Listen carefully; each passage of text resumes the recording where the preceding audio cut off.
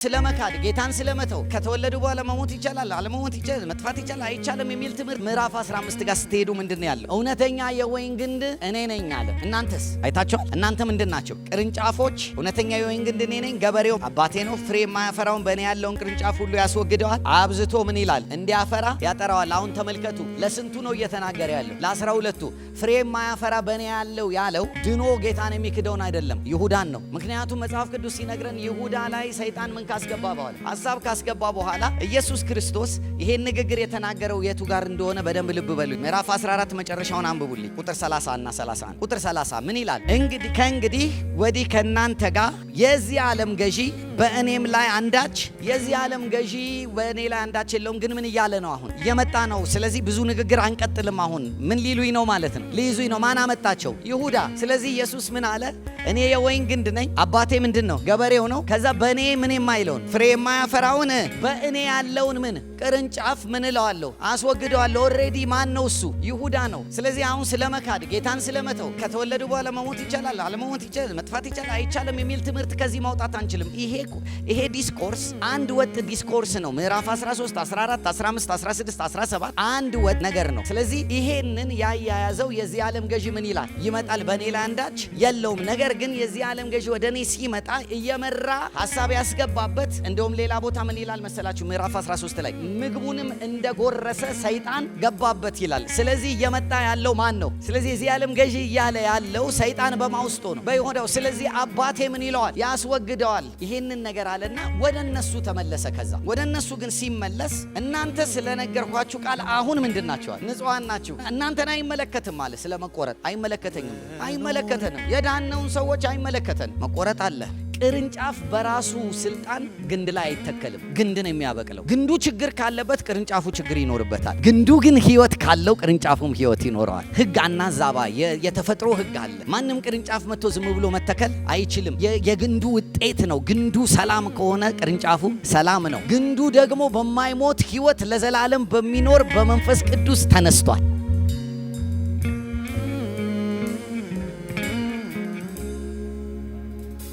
በኦርቶዶክስ ቸርች ውስጥ ታውቃላችሁ፣ መቅደስ ጋር ስትሄዱ አለ አይደል? አደባባይ የሚባል አለ፣ ቅድስተ ቅዱሳን። ይሄንን የማደሪያውን ነገር ይዘውት ሄደው ነው። ምንድነው የመገናኛው ድንኳን ተብሎ የተባለበት ምክንያት ሁለት ነገር ነው። አይታችሁ ከሆነ የማደሪያውና የመገናኛው ድንኳን ነው አይደል የሚለው ስያሜው።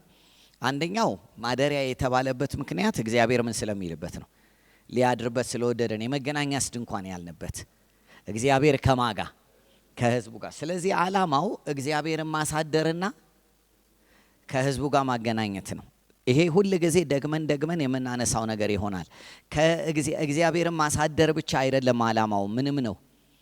እኔ በዚያ ከህዝቡ ጋር ምን እላለሁ ነው ያለው፣ እገናኛለሁ እናገራቸውም አለው ስላለ። ስለዚህ ስያሜው ራሱ የማደሪያው ድንኳን ብቻ ብንለው በቂ አይደለም። ለዚህ ነው በቅንፍ የመገናኛው ድንኳን ያልኩት። ለምን? እግዚአብሔር ብቻ አድሮ የሚሆን ነገር አይደለም። መገናኘት ይፈልጋል ከማጋ ከህዝቡ ጋር። ስለዚህ ማደሪያነት ዓላማው ምንድን ነው ማለት ነው? ለመገናኘት ነው። ኦኬ። ስለዚህ ስያሜውን ስናስቀምጠው ምንድን ነው? አደባባይ፣ ቅድስተ ቅዱሳን። ይሄ በታዋቂው ሁል ጊዜ ማንም አንባቢው ቀጥታ የሚያገኘው ዘጸአት መጽሐፍ ላይ የሚያገኘው ዘሌዋውያን ላይ የሚያገኘው ቃል አደባባይ፣ ቅድስትና ቅድስተ ቅዱሳን ነው። ቅድስተ ቅዱሳን አደባባይ ቅድስተ ቅዱሳንን ከስሩ መንገድ እውነት ህይወት ብየዋለሁ። መንገድ እውነት ህይወት ያልኩት የማንን ንግግር ወስደን ነው? የኢየሱስ ክርስቶስን ንግግር ወስደን ነው። በዚያ ዘመን መንገድ እውነት ህይወት ብለው ነበር የሚጠሩት ዕብራውያን ይሄንን። ስለዚህ ወደ እግዚአብሔር መግቢያው መንገዱ ነው። እንደገናም ደግሞ የእግዚአብሔርን እውነት መካፈያው ቦታ ነው። እንደገና የእግዚአብሔርን ህይወት መካፈያ ነው። ስለዚህ ሁል ጊዜ አደባባዩ መጀመሪያ መግቢያው ላይ ያለው ምንድን የሚባለው? መንገድ። ከዛ በኋላ ደግሞ ውስጥ ቅድስት ምንድን የሚባለው? እውነት። አብራችሁ ናችሁ? ከዛ ደግሞ ቅድስተ ቅዱሳን ምንድን የሚባለው? ህይወት። ኦልራይት፣ ይሄንን እንያዝ። ከዛ እንደገና ውስጡ ያሉትን ነገሮች ፈጠን ብዬ ላስቀምጠው ለኛ እንዲገባን። መንገድን ብቻ ስናስቀምጠው መንገድ የምንለው የትኛውን ነው? ከውጪ ከአደባባዩ ጀምሮ እስከ ምኑ ድረስ ያለውን? የውስጡ ድንኳን ይታያችኋል አይደል? የተከፈተው ይኸውላችሁ፣ ከላይ ክፍት ያደረግነው ለትምህርት እንዲመቸን ነው እንጂ ድፍን ነው። ግን ክፍት ያደረግነው እቃዎቹን ውስጥ እንድንመለከተው ነው። እቃዎቹን ካያችኋቸው ድንኳኑ ይሄ ከግቢው ውስጥ ያለው ድንኳን ጋር ስትሄዱ ሁለት ክፍል አይታያችሁ? መጋረጃ አለ አይደለ? ውስጡ ከመጋረጃው ጥግ ላይ ያለው ይሄ ብርሃን የሆነ የሚወጣ የክብር ምልክት ያለበት እሱ ነው ቅድስተ ቅዱሳን የሚባለው። ተግባብተናል? ከዛ ውጪ በፊት ደግሞ ያለው ክፍል አለ። እሱ ምን ይባላል? ቅድስት ይባላል። ግን አንድ ድንኳን ናቸው። ተግባባን? በአንድ ድንኳን ውስጥ ነው ያሉት። መጋረጃ ብቻ ነው የሚለያቸው መሀል ላይ። ስለዚህ ቅድስትና ቅድስተ ቅዱሳን ፈጽመው ምን ያሉ ናቸው? በድንኳን የተሸፈኑ ግን ደግሞ በውስጣቸው ምን ያለ? መጋረጃ ያለ ነው። ሁለቱ ክፍል ድንኳን ውስጥ ነው ያለው። የውጩ ግን አደባባይ ግን ምን ላይ ነው ያለው? ሜዳ ላይ ነው ያለው። ክፍት ነው። አይታችሁታል? ክፍት ነው። ከላይ ምንም ነገር የለውም። ድንኳን የለውም። አጥር ብቻ ነው አይደል ያለው? ኦኬ። ስለዚህ አሁን ይሄ አደባባይ የምንለውን ነገር ስንመለከት ውስጡ ያሉት እቃዎች ምን ምንድን ናቸው? መሰዊያው አለ። ከዛ ደግሞ የመታጠቢያው ሰን ወይም ሳህን አለ አይደል? ስለዚህ መሰዊያው የኃጢአት ስርየት፣ የምስጋና ቁርባን፣ የግንኙነት ቁርባን፣ የተለያዩ ለእግዚአብሔር የሚሰጡ መስዋዕቶች የሚቀርቡበት ቦታ ነው። የነሐስ መሰዊያ እንለዋለን። ከዛ ደግሞ ከሱ በኋላ ደግሞ ምን አለ? የመታጠቢያ ሳህን አለ። በእሱ ላይ ደግሞ ወይም ደግሞ ከናስ የተሰራ የመታጠቢያ ሳህን አለ። በሱ ላይ ካህናቶች ምን ይሆናሉ? ይታጠቡና ከዛ ወዴት ሊገቡ? ወደ ቅድስት ሊገቡ። አደባባይ ላይ አይደለም ታጥበው የሚቆዩት። ወዴት ነው? ወደ ቅድስት ነው። ይሄኛው የአደባባዩ ክፍል ነው። መንገድ የሚለው ስያሜ የተሰጠው ለዛ ነው። ምክንያቱም ወደ ውስጥ የመድረሻው መንገድ ይሄ ነው። ይሄንን ሳናልፍ መግባት አንችልም። የኃጢአት ስርየትን በክርስቶስ ኢየሱስ ደም ሳናገኝ መግባት አንችልም።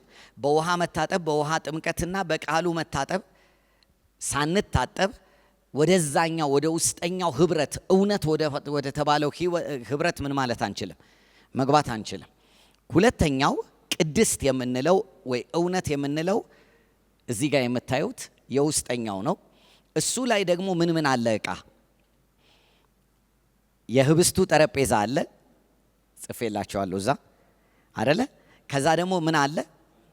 የዘይት መቅረዝ አለ። ከዛስ የወርቅ ዕጣን ማቅረቢያ አለ። 3 ዕቃ ነው ያለው። ምን?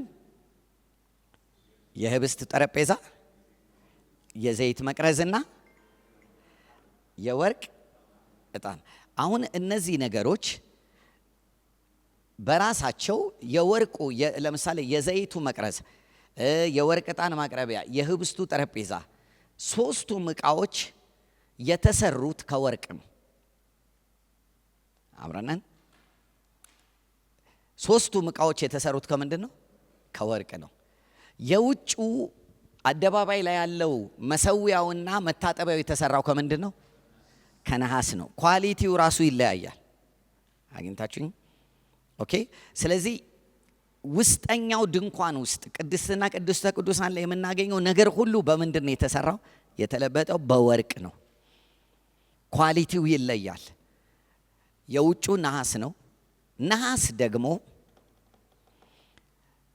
የቃሉ ትርጉም ነሐስ የቃሉ ትርጉም የሚቃጠል ወይም ደግሞ ነኻሽ ታስታውስታላችሁ? ምን ማለት ነው? ዲያብሎስ የተቀጣበት ቦታ ስለሆነ ነው። ሄሎ ነኻሽ ማለት ትርጉሙ ነሐስ ማለት ነው። እባብ ብሎ ዘፍጥረት ላይ የተጻፈው ትክክለኛ ስሙ ነኻሽ ነው። ነኻሽ ማለት የሚያቃጥል የሚያበራ ማለት ነው።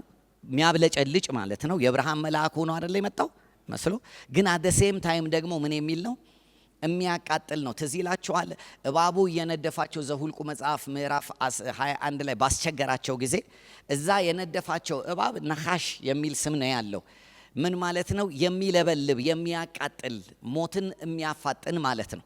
እንደዛ ነው። አሁን እግዚአብሔር አደባባይ ላይ የቀጣው ማንን ነው? ዲያብሎስን ነው። የነሐስ መሰዊያ የሆነበት ምክንያት የእግዚአብሔር የፍርድ ኃጢአት የተፈረደበት፣ ዲያብሎስ የተፈረደበት፣ የጨለማው አገዛዝ የተፈረደበት ቦታ ስለሆነ ነው የክርስቶስ ኢየሱስ የመስቀል ስራ። ስለዚህ እሱ ነሐስ ነው የፍርድ ቦታ ስለሆነ። ከዛ በኋላ ግን የውስጠኛው ክፍል ሁሉ በምንድን ነው የተሰራው? በወርቅ። ምን ማለት ነው? ወርቅን ደግሞ ስንመለከተው የከበረ ድንጋይ ነው አይደል? ወርቅ ወይም ደግሞ የተሸለመ የነገስታቶች መገለጫ ነው። ሄሎ ታስታውሳላችሁ? ኢየሱስ ክርስቶስ ጋር ስጦታ ይዘው የመጡ ጊዜ እነዛ አዋቂዎች ምንድን ነው ይዘው የመጡት? ወርቅ፣ ዕጣንና ከርቤ። ንጉስም ነው፣ የኃጢአት መስዋዕትንም የሚወስድ ነው። አግኝታችሁኛል? የተቀባውም ነው። ስለዚህ ወርቅ የምን ምሳሌ ነው? ስለዚህ የውስጠኛው ክፍል የነገስታቶች ክፍል ነው። ሄሎ ቅድስት የምን ክፍል ነው? የነገስታቶች በሉ እንጂ፣ ምክንያቱም እናንተን እኮ ስለሚመለከት ነው። የቸርች ክፍል ነው። ስለዚህ እግዚአብሔር ሜክ ሹር እዛ የሚደረጉ ነገሮች ሁሉ they need to be created, they need to be prepared with a pure gold። የነጠረ የጸዳ ንጹህ ወርቅ ያለበት ቦታ ነው። የህብስቱ ጠረጴዛ በዚያ ጊዜ በሙሴ ዘመን የነበረበት ቦታ 12 ህብስቶች፣ ህብስት ማለት ቂጣ የተጋገረ ጠረጴዛው ላይ ይቀመጣል። 12ቱ ህብስቶች ወይም ቂጣዎች የምን መታሰቢያ ናቸው? የ12ቱ ነገዶች መታሰቢያ ናቸው። ኦኬ። ከዛ እንደገና ደግሞ የዘይት መቅረዙ ላይ ደግሞ የወይራ ምንድን ነው የሚገባበት? ዘይት ምን እንዲሆን እንዲነድ እንዲያበራ። ለምን ሲባል ለጥናት እንዲመቸን ድንኳኑን ከላዩ ላይ ከፍተን እያየን ነው እንጂ በስሪቱ መስኮት የለውም ድንኳኑ። በጎንም በላይም ብርሃን ማስገባት አይችልም። ስለዚህ መብራት ያለበት ከውጭ ሳይሆን ከየት ነው? ከውስጥ ነው። ቅድስትና ቅድስተ ቅዱሳን የሚበሩት ውስጥ ባለ መብራት ነው እንጂ ከውጭ በሆነ መብራት አይደለም። ስለዚህ የግድ የዘይቱ መቅረዝ ሁል ጊዜ ምን ያስፈልገዋል? ዘይት እየሆነ መንደድ አለበት። ሶስተኛው ዕቃ የወርቁ ዕጣን ልክ ወደ ውስጥ ስትሄዱ ትንሽም ብትሆን ትታያቸዋለች። አትታያቸውም? በአንድ በዚህ በስተቀኝ በኩል ጠረጴዛ አለ፣ በስተግራ በኩል ምን አለ? የወርቅ መቅረዝ አለ። ከዛ ደግሞ አለፍ ስትሉ በመካከላቸው ምን አለ? የሆነ መሰዊያ አለ አይደል? የወርቅ ዕጣን መሰዊያ ነው እሱ። እሱ ላይ ዕጣን የሚደረግበትና ጭስ የሚጨስበት ነው። እሱ ጋር ያለው ጭስ ወደ ቅድስተ ቅዱሳን ለመግባትና ወደ ውስጠኛው ክፍል ለመሄድ ያለውን ቦታ እንዲሞላ ተደርጎ የተሰጠ ነው። አንዳንድ የመጽሐፍ ቅዱስ ክፍሎች ልንገራችሁና አያይዛችሁ ለትምህርት ስለሆነ እያስተማርኩ ያለሁት ለወደፊቱም እዚህ ቤት ድጋሚ እነዚህ አይነት ነገር ስናወራ ትርጉም ላይ እንደገና እንዳንቆይ ነው አሁን የምተረጉመው። የህብስቱ ጠረጴዛ የሚያመለክተው ምንድን ነው አልኳችሁ? የእስራኤላውያኖችን 12 ነገዶች ውክልና ነው። ተግባብተናል። ስለዚህ ያ በየጊዜው የሚቀየር ካህናቶቹ ምን የሚሉት ነው? የሚመገቡት ነው። እዛ ውስጥ የሚያገለግሉት ይመገቡታል፣ ግን ደግሞ ይቀየራል። በየጊዜው እየተቀየረ ይቀመጣል። 2 ትርጉም አለው። አንደኛው እግዚአብሔር የህይወት እንጀራ እንደሆነ ለእስራኤላውያኖች የሚገልጥ ነገር ቢኖረውም፣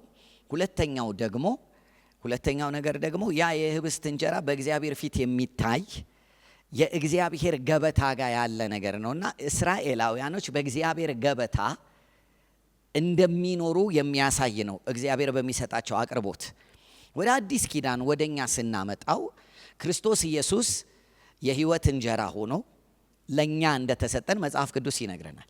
ስለዚህ የቤተ ክርስቲያን የህይወት ምንጯ የህይወት እንጀራዋ ማን ነው?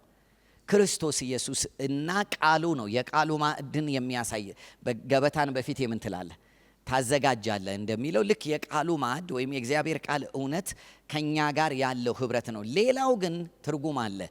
ለእስራኤላውያኖች የስንት ነገድ ውክልና ነው?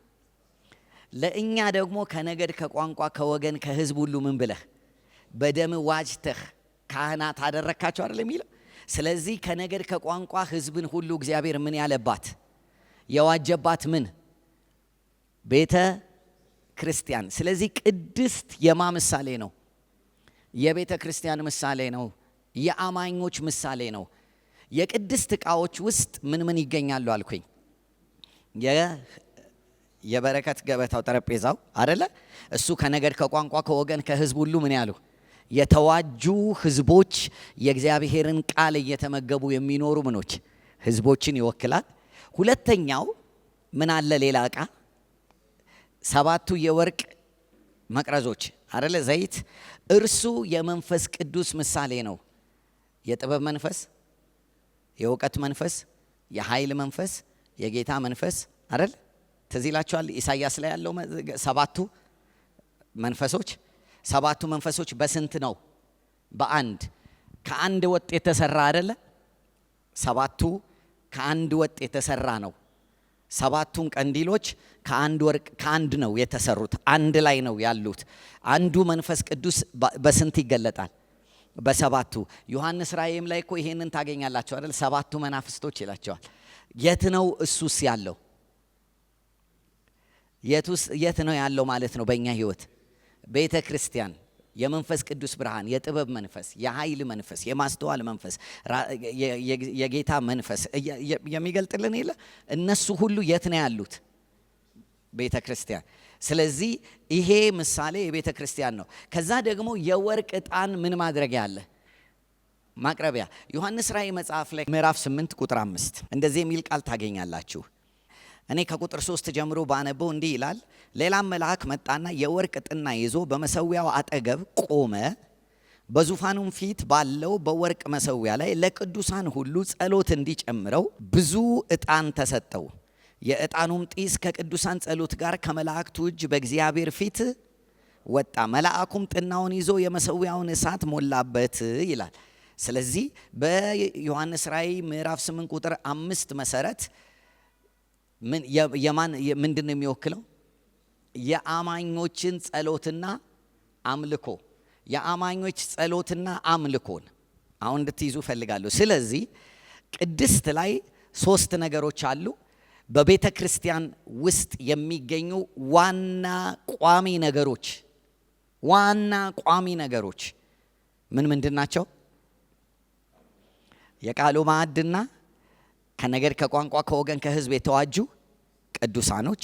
ከዛስ የመንፈስ ቅዱስ ህልውና ህብረት። ከዛስ የጸሎትና የአምልኮ ህይወት። እነዚህ ነገሮች ናቸው የቤተ ክርስቲያን ዋና ፒላሮች። ምሳሌውን አግኝተነዋል። ስለዚህ አንድ ቦታ አንድ ክልል ውስጥ ያለ አማኞች ወይም ማህበረሰብ ኤክሌሲያ በእነዚህ ነገሮች ኦፐሬት የሚያደርግ የሚንቀሳቀስ ማህበረሰብ ማለት ነው። በመንፈስ ቅዱስ ህብረት ህልውና፣ በእግዚአብሔር ቃል መገለጥና በነገድ በቋንቋ በወገን በህዝብ መዋጀት ያለ ህብረት፣ የቅዱሳን ህብረት። ከዛ እንደገና ደግሞ በጸሎትና በአምልኮ። ታስታውሳላችሁ የአዲስ ኪዳን የሥራ ሞዴልን ስንመለከት ሐዋርያት ሥራ ምዕራፍ 2 ላይ ያመኑትም በሐዋርያት ትምህርት አይደል የሚለው፣ በቅዱሳን ህብረት በጸሎትና አይደል አምልኮ ምን ይሉ ነበረ? በፍቅር እንጀራን በመቁረስ ገበታውን እየተካፈሉ አብረው ዕለት ዕለት ምን ይላሉ? ይተጉ ነበር። ዩሲ ቤተ ክርስቲያንን መንፈስ ቅዱስ ሲሰራት ሐዋርያት ሥራ ላይ ራሱ የትኛውን ፓተርን ነው የወሰደው? የማደሪያውን ድንኳን፣ የመገናኛውን ድንኳን ነው የወሰደው። ስለዚህ የመገናኛው ድንኳን፣ የማደሪያው ድንኳን በነ ሙሴ ዘመን ኖሮ የነበረ የተሻረም ቢሆን የተሻረው አታስፈልግም ተብሎ ሳይሆን ዋናው ስለመጣ ነው። ዋናው ስለመጣ ነው። ስለዚህ ተጠንቀቀን ነው። የተጣለ አይደለም፣ ዋናው ስለመጣ ግን አሁን አገልግሎቱ ለማብራራት ነው። አብረናል። ለማብራራት ነው። በመጀመሪያ ፍጥረታዊ መጣ፣ መንፈሳዊ ይመጣል። መጽሐፍ ቅዱስ መጀመሪያ ምንድነው ይላል? ፍጥረታዊ ነው፣ ከዚያስ መንፈሳዊ። ስለዚህ መጀመሪያ ፍጥረታዊ ማደሪያ ድንኳን መጣ። አሁን የትኛው መጣ?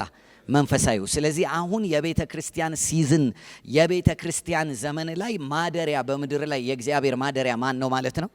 ቤተ ክርስቲያን። ስለዚህ እግዚአብሔር ቤት ስንል እያወራን ያለ ነው ማንን ነው? ማህበረሰቡን ነው እያወራን ያለ ነው። ኦኬ፣ ትንሽ ከዚህ ጋር አብራርቼ ልሂድና እንቀጥላለን ወደ ነበረው። የውስጠኛው ክፍል ስሙ ምንድን ነው? ህይወት። በአዲስ ኪዳን በኢየሱስ ምን ህይወት። ግን ደግሞ በድሮ ማን ነው? ቅድስተ ቅዱሳን። ቅድስተ ቅዱሳን ጋር ስንሄድ ውስጡ ያለውን ነገር እንድትይዙልኝ እፈልጋለሁ። ውስጡ ያለው ምንድን ነው? የቃል ኪዳን ታቦት ጽላት፣ ከዛ ደግሞ የአሮን ምን አለ? በትር አለ። ከዛ ለማስታወሻ ለመታሰቢያነት እስራኤልን በምድረ በዳ በመራሁበት ጊዜ በየዕለቱ መና ምን ይሉ ነበር? ይበሉ ስለነበረ አንድ ማሰሮ ሙሉ ምን መና ለመታሰቢያነት ይቀመጥ ብሎ። በነገራችን ላይ እነዚህን ቃላቶች የታቦቱን ጽላት፣ የአሮንን በትር፣ መናውን፣ ከዛ እንደገና ደግሞ የስርየት መክደኛ አለ። ከዛ ኪሩብ ደግሞ አለ። ኪሩብ በኪሩብ ምሳሌ የተሰራ አለ። እነዚህ ነገሮች ሁሉ የሚገኙበት ቦታ ነው። ትርጉማቸው በጣም ሰፊ ነው፣ ግን ለኛ እንዲመቸን ብዙ ባላብራራውም የቃል ኪዳን ታቦት ጽላቱ ተምሳሌት ዘላለማዊ የሆነውን የእግዚአብሔር መለኮታዊ ሕግና ኪዳን የሚወክል ነው። በነገራችን ላይ በሰማይ አሁንም የእግዚአብሔር ዘላለማዊ ኪዳን አለ። ዮሐንስ ራእይ ላይ ሄዳችሁ ብታነቡ ታገኙታላችሁ። ምን ማለት ነው? በሰማይ ስንል በእግዚአብሔር ጉባኤ in the council of Elohim የቃል ኪዳኑ ታቦት ጽላት ምሳሌ ሆኖ የተገለጠበት የእግዚአብሔር ዘላለማዊ ኪዳኑ አለ። እንደገና የአሮን በትር የሚያሳየው ታስታውሱ እንደሆነ አሮን ብቻ ሊቀ ካህን ሊሆን መብት ሰጠው። ሁላችንም ሊቀ ካህን መሆን እንችላለን ብለው ከየነገዱ ያሉ ሰዎች ሲጠይቁ እግዚአብሔር ምን አለ? ሁላችሁም የሚወክላችሁን አንዳንድ ምን በትር ይዛችሁ ነገ በእግዚአብሔር ፊት አኑሩት። በማግስቱ የሚያቆጠቁጠው እርሱ ምን ይላል? ለዘላለም ሊቀ ካህናት ይሆናል አለ። ስለዚህ ሁሉም ነገድ እያንዳንዱ በትር ይዞ መጣ። በትሩ ተቀመጠ በእግዚአብሔር ፊት። የሌዊ በትር የአሮን በትር ምን አለች ነው የሚለው? አቆጠቆጠች። ስለዚህ ተቀባይነት ያገኘ ሊቀ ካህን ሆነ። the same way በሰው ያልተደረገ በእግዚአብሔር የተደረገ በመልከ ጼዴቅ ምን ሹመት ለዘላለም ምን የሆነ ካህን የሆነ ክርስቶስ ኢየሱስ በማያልፍ ሕይወት ክህነቱ የማይሻር ሆኖ በሰማይ ይቀጥላል። ስለዚህ የክርስቶስን ክህንነት የሚያሳይ ነው።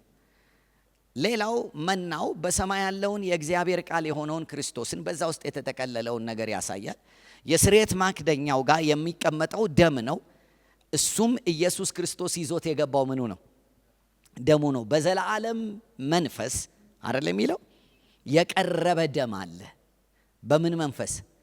ምን ማለት ነው? ለዘላለም ተቀባይነት ያገኘ ምን መንፈስ ሲገባ እንደ ታረደ በግ ቆሞ አየሁት አይደል የሚለው ዮሐንስ ራእይ። ስለዚህ ወደዚያ ወደ ሰማይ ወደ እግዚአብሔር ዙፋን ደሙን ወይም መታረዱን ዋጋውን ይዞ በዘላለም መንፈስ መግባቱን ያሳያል። ከዛ ኪሩብ የምንለው አለ። ኪሩብ በመላእክት ቅርጽ የተሰራ ነገር ነው። ታቦቱ ጋር ታገኙታላችሁ። ይታያችኋል። ውስጥ በትንሹ ለእናንተ ትንሽ ክንፋቸው የተዘረጉ ሁለት ታቦቶች አሉ።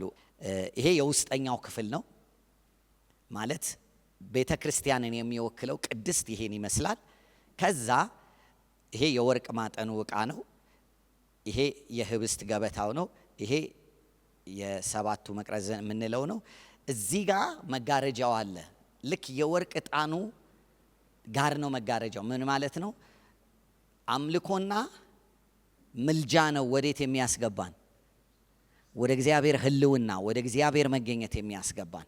ይሄ በጣም ወሳኝ ነው። ባልተለመደ ከእግዚአብሔር ስርዓት ውጪ በሆነ እንግዳ አህዛባዊ አመለካከት በጣም ብዙ ሰዎች ምን ሲሉ ሰማለው? አምልኮ ሲያልቅ መድረስ እችላለሁ ጉባኤ ላይ ይላሉ። አይታችኋል? ሄሎ the most disastrous የሆነ ሜንታሊቲ ቢኖር አምልኮ ሲያልቅ ጉባኤ መድረስ ነው። ለምን መሰላችሁ? ወደ እግዚአብሔር ህልውና የሚያስገባን ስብከት አይደለም። ትምህርት ወደ እግዚአብሔር ህልውና አያስገባንም። የእግዚአብሔርን ህልውና እንድናገኘው የሚያደርገን ምንድን ነው?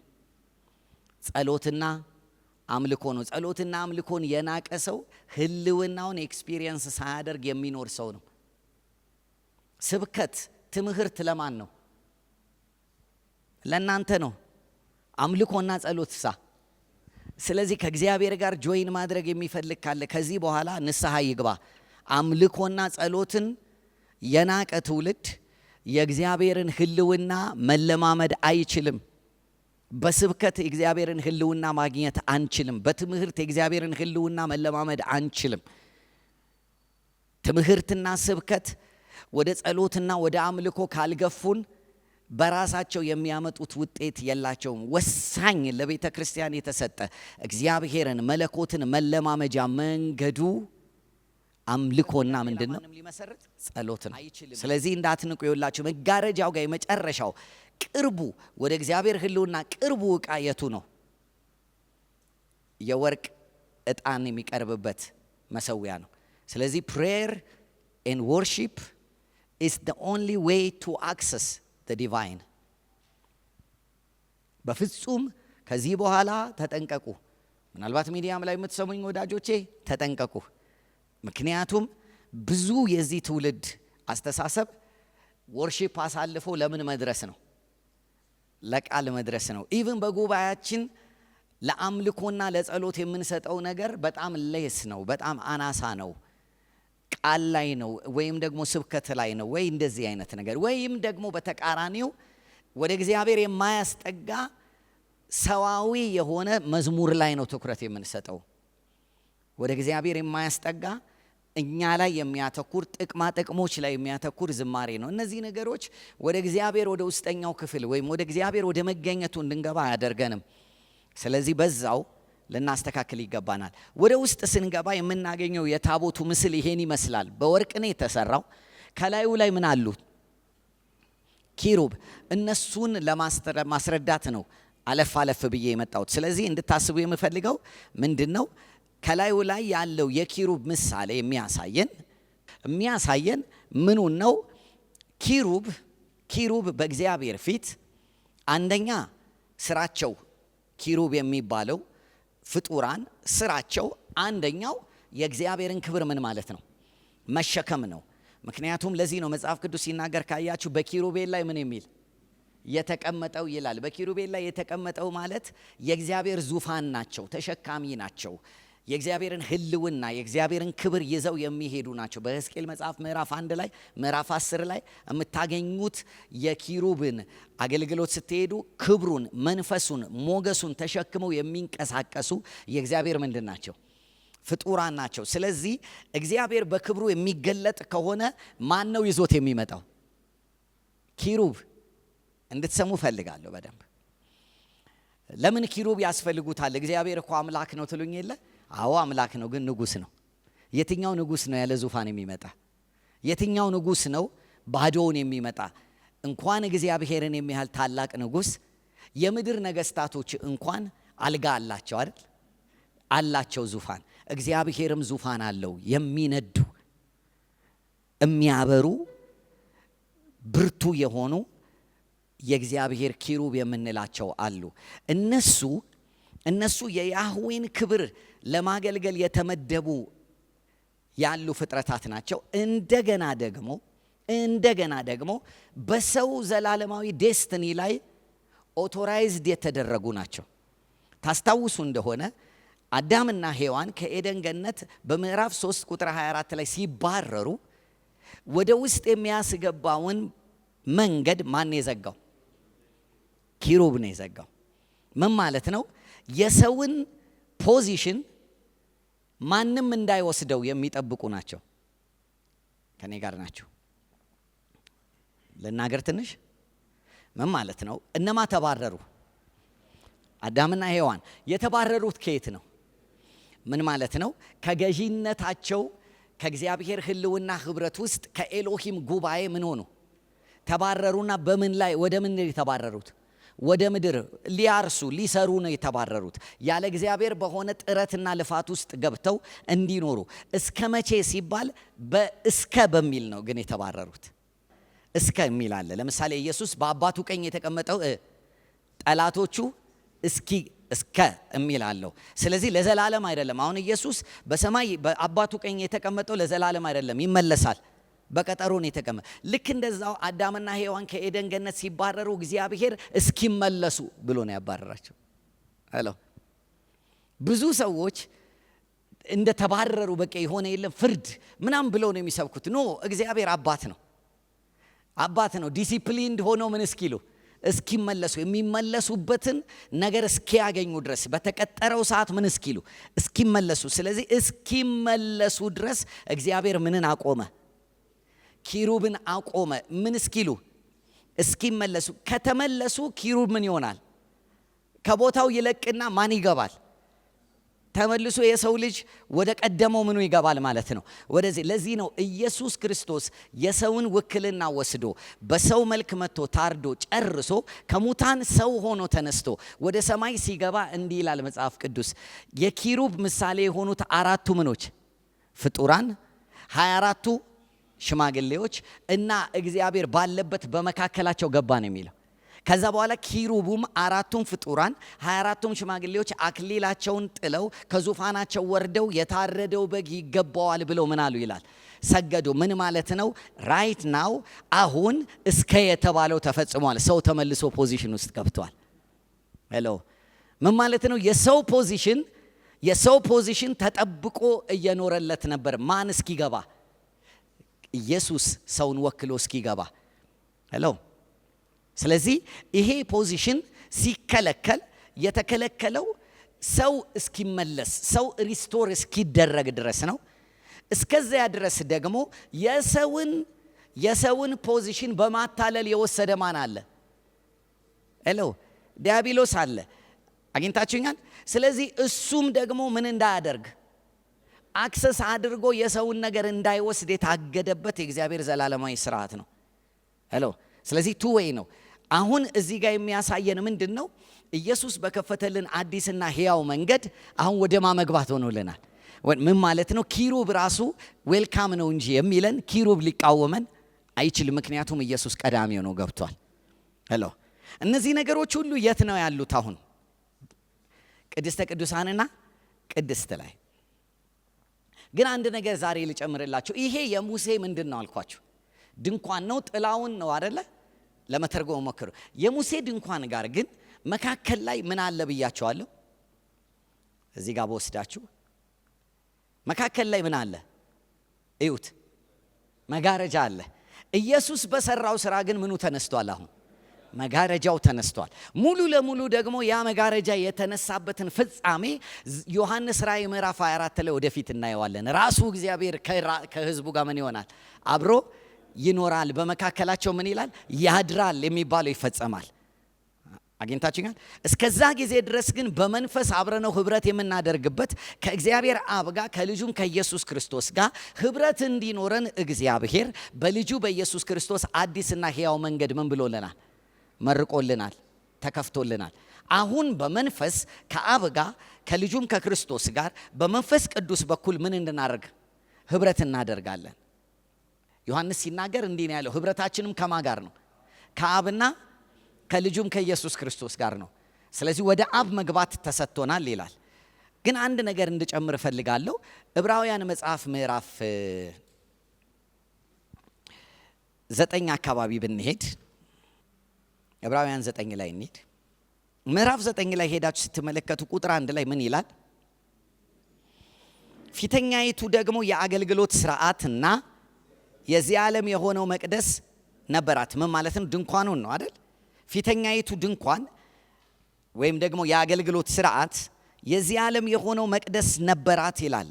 ፊዚካል የሆነ የሚታይ የመጀመሪያይቱ ድንኳን ተዘጋጅታ ነበርና በእርሷም ቅድስት በምትባለው ውስጥ መቅረዙና ጠረጴዛው የመስዋዕቱም ህብስት ከሁለተኛው መጋረጃ ወዲያ ቅድስተ ቅዱሳን የምትባለው ድንኳን በዚያም ውስጥ የወርቅ ማጥንትና ሁለንተናዋ በወርቅ የተለበጠ እና ከዛ በኋላ በላዩዋ የማስተሰሪያውን የሚጋርዱ የክብር ኪሩቤል ነበሩ።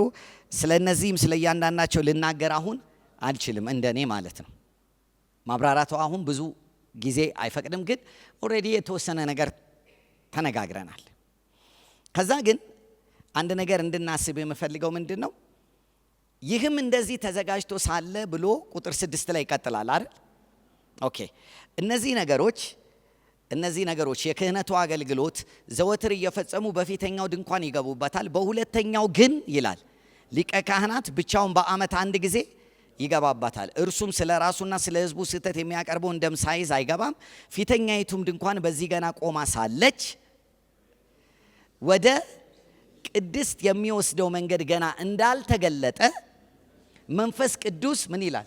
ያሳያል አይደል የሚለው? ምን ሳለ? ፊተኛይቱ ድንኳን ቆማ ምን ስል ሳለች ማለት ፊተኛይቱ ከመሻሯ በፊት መንፈስ ቅዱስ ምን ያሳያል? መንገዱ ገና እንዳልተከፈተ። ግን ፊተኛይቱ ድንኳንስ በቃ ስራውን ጨርሰሻል፣ አሁን መንፈሳዊው ተጀምሯል ሲባል አግኝታችሁኛል አይደል?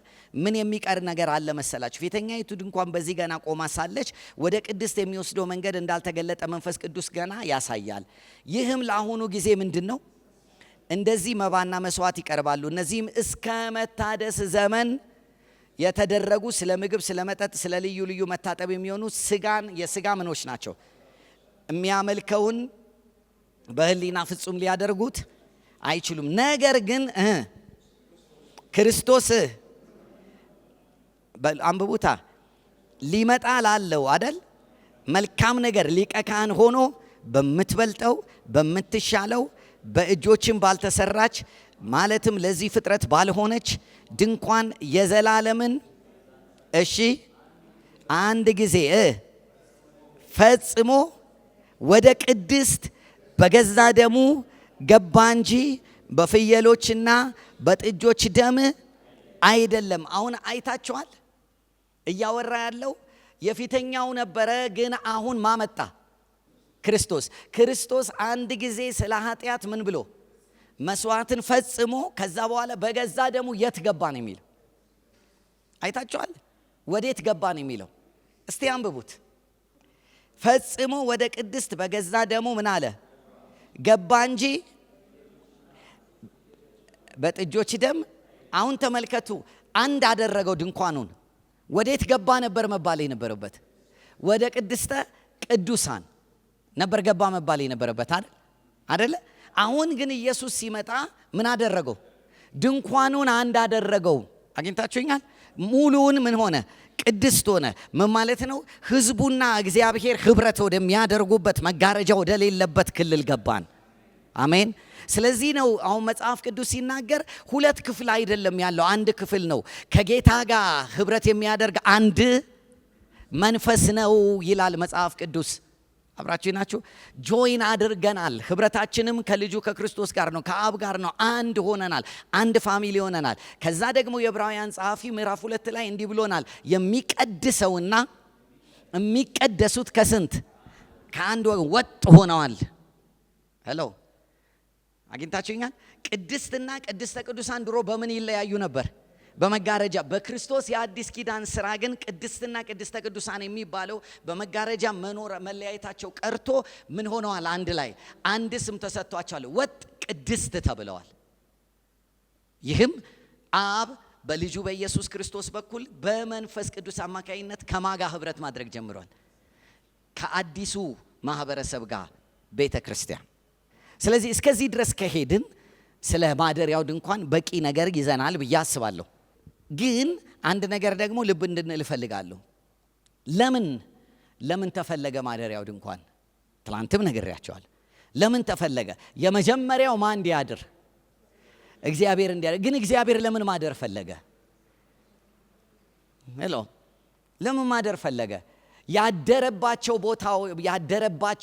ያደረበት ቦታ ላይ ለምን ማደር ፈለገ? በሙሴ ሕግ ከሄድን ስሙ ምንድን ነው ብያቸዋለሁ? የማደሪያና የመገናኛው ድንኳን። ስለዚህ እግዚአብሔር ማደር ብቻ አይፈልግም። ምንም ማለት ይፈልጋል? ከማደሪያው ሆኖ ደግሞ ከማጋ መገናኘት ይችላል። ከህዝቡ ጋር። ከየትኛው ህዝብ ጋር? አሁን ተመልከቱት፣ ይታያችኋል ስዕሉ። የማደሪያው ድንኳን መሃል ነው። በዙሪያው ምን አሉ? ህዝቦች አሉ። ስለዚህ እግዚአብሔር ናፍቆቱ ማደሪያው ውስጥ መቀመጥ አይደለም። ናፍቆቱ በዙሪያው ያሉትን ሁሉ ህይወት ማካፈል ነው። ሄሎ። ልክ እንደዛው አሁን እግዚአብሔር በምድር ላይ በማን የሚያድረው? በቤተ ዓላማው ግን ማደሪያ ነን እያልን እንድንዘምር ሳይሆን ዓላማው እግዚአብሔር በእኛ አድሮ ዓለሙን ከራሱ ጋር ምን እንዲል ነው? እንዲያስታርቅ ነው። ከዓለም ጋር ህብረት እንዲያደርግ፣ ከነገድ፣ ከቋንቋ፣ ከወገን፣ ከህዝቦች ጋር፣ ከፖለቲካው ዓለም ጋር፣ ከትምህርቱ ዓለም ጋር፣ ከንግዱ ዓለም ጋር፣ ባለፈው ካሳየዋችሁ ተራሮች ጋር፣ ከቤተሰቡ ዓለም ጋር፣ ከሚዲያው ዓለም ጋር፣ ከሁሉም ዓለም ጋር ምን መሆን መገናኘት ይፈልጋል። እግዚአብሔር መንካት ይፈልጋል። ህይወቱን ማካፈል ይፈልጋል። ስርዓቱን ማስተማር ይፈልጋል። ጥበቡን ማካፈል ይፈልጋል። በማ ውስጥ ሆኖ? በማደሪያ ውስጥ ሆኖ። ቤቱ ውስጥ መኖር የፈለገው እግዚአብሔር ከቤቱ ሆኖ ምን እንዲል ነው? ከዓለሙ ጋር እንዲገናኝ ነው። አብረነን። ስለዚህ ዓላማው ምንድን ነው ከተባለ ከዙሪያው ካሉት ነገድና ቋንቋ፣ ወገኖች፣ ህዝቦችና መንግስታት ጋር ምን መሆን ነው? መገናኘት ነው። ስለዚህ ቤተ ክርስቲያን ይሄንን ዓላማ ካልፈጸመች፣ ፕሮግራም አድራጊ ብቻ ከሆነች፣ ቤተ ክርስቲያን ተሰብስባ ዘማሪ ብቻ ከሆነች የእግዚአብሔርን አጀንዳ ጥላለች። ኤግዚስተንሷ ላይ በጣም ጥያቄ ውስጥ የሚያስገባ ሁኔታ ውስጥ ናት ማለት ነው። የመኖሯ ዋነኛ ዓላማ እግዚአብሔርን በማሳደር ምን ማድረግ ነው? ለዓለም ማሳየት፣ ከዓለም ጋር እግዚአብሔርን ማነካካት፣ ዓለም እግዚአብሔርን እንዲያውቅ ማድረግ። ሄሎ፣ አብረነን። ኦኬ። ሌላ ደግሞ ነገር አለ። ማቴዎስ 16ን እስቲ ያውጡት። ስምዖን ጴጥሮስም አንተ ክርስቶስ የሕያው እግዚአብሔር ልጅ ነህ አለው። ኢየሱስስ ምን አለ? እሺ የዮና ልጅ ስምዖን ሆይ፣ እሺ ከዛስ በኋላ እኔም እልሃለሁ አንተ ጴጥሮስ ነህ፣ በዚህ ማለት ላይ ቤተ ክርስቲያኔን የማን ነው ማለት ነው? ስለዚህ አሁን ቤተ ክርስቲያን ሲል ህንፃ አይደለም ያለው፣ የኔ ምኔን ማደሪያዬን አካሌን ምን እላለሁ እሰራለሁ አለና ከዛስ የገሃነብ ደጆች አይችሏትም። ስለዚህ የቤተ ክርስቲያን የማደሪያው ስፍራ መሆኗ ምክንያት ዓላማው አንደኛው ማንን ለማሳደር ነው? እግዚአብሔርን በማሳደር ከማጋር ለማገናኘት፣ ከዓለም ህዝብ ጋር፣ ከነገድ፣ ከቋንቋ፣ ከወገን ሰዎችን ሁሉ በእግዚአብሔር ብርሃን ምን መሆን ለመገናኘት።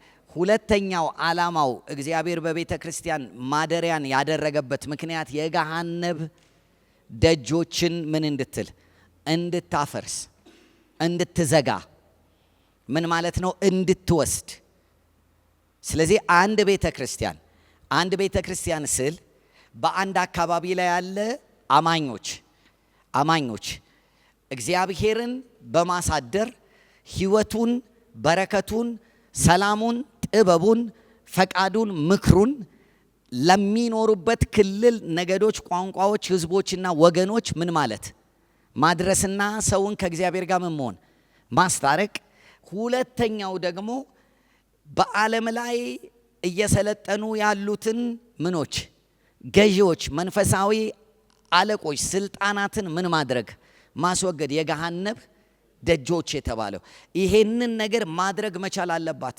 እነዚህን ሁለት ነገሮች የማታደርግ ማህበረሰብ ዓላማዋን የጣለች ማህበረሰብ ናት። ይሄን ደግሞ ለማድረግ የግድ ውስጧ ያሉትን መጠቀሚያዎች መጠቀም አለባት።